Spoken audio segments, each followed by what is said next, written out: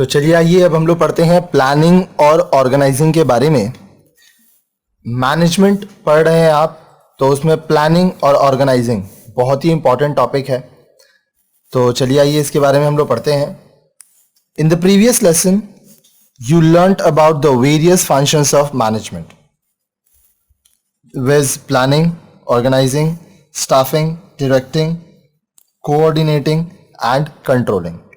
इसके आगे के वीडियोस में आप क्या क्या पढ़े हो कि मैनेजमेंट के बारे में, उसका फंक्शंस जो कि है प्लानिंग करना, ऑर्गेनाइज करना, स्टाफिंग, डायरेक्टिंग, कोऑर्डिनेटिंग और controlling. In this lesson, we shall discuss the first two functions, that is planning and organizing, emphasizing the nature, importance, process of planning with its limitations and types, and the basic concepts of organizing, including process of organizing, the organization structure, delegation and decentralization of authority।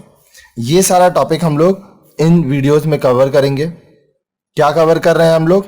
Planning का और organising का nature, importance, process of planning, planning का limitations, planning के types, उसके बाद organising के concepts, process होता है कैसे ऑर्गेनाइजिंग किया जाता है, फिर ऑर्गेनाइजेशन का स्ट्रक्चर कैसा होता है, डेलीगेशन क्या होता है, डिसेंट्रलाइजेशन क्या होता है, ये सब हम लोग पढ़ेंगे। तो चलिए आइए हम लोग स्टार्ट करते हैं। सबसे पहले what is planning, meaning of planning. When we talk about planning, it simply refers to deciding in advance what is to be done and how it is to be done। जब हम लोग planning की बात करते हैं, planning को हिंदी में क्या कहते हैं? योजना बनाना। तो जब हम लोग योजना बनाने की बात करते हैं तो इसका मतलब क्या हुआ कि आप पहले से डिसाइड कर रहे हो what is to be done, क्या करना है, how it is to be done, और जो चीज़ आपको करना है वो कैसे करना है। ठीक है। For example, you decide in advance where to study at an IOS or regular school and what to study, to go in for business studies and accountancy or physics and chemistry, etc. And plan for the admission, transport arrangement and purchase of books, stationeries, etc.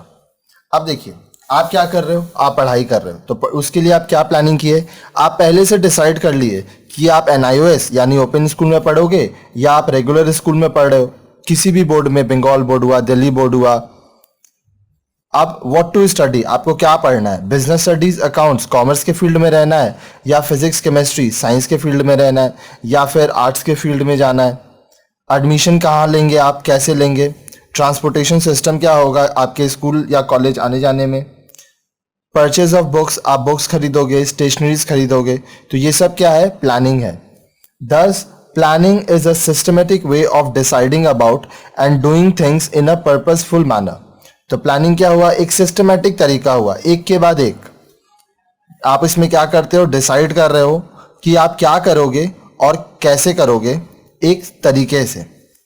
In the context of business organization and their management, it may be defined as the process of setting future objectives and deciding on the ways and means of achieving them।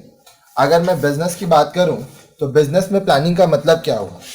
Business में planning बनाने का मतलब हुआ कि आपका उद्देश्य क्या है, जो आपका ऑब्जेक्टिव होगा उसमें आप कैसे काम करोगे। मान लीजिए आपका ऑब्जेक्टिव है कि आप 2010 में अपना बिजनेस चालू कर रहे थे और आप चाहते हो कि 2020 तक आपका business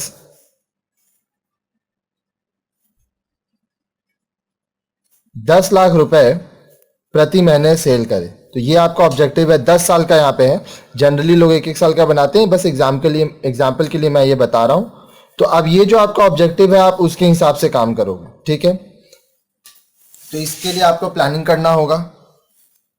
in the words of Amy Hurley, planning is deciding in advance what is to be done in future। M.E.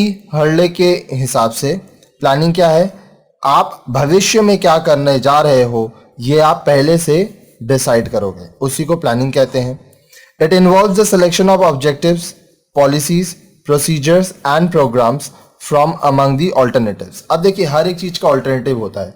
अब पढ़ाई का ही ले लीजिए, आपके पास आर्ट्स है, कॉमर्स है, साइंस है, तो आपका ऑब्जेक्टिव क्या है, क्या पॉलिसीज है, आपका प्रोसीजर कैसे आप करोगे, क्या क्या प्रोग्राम्स होगा।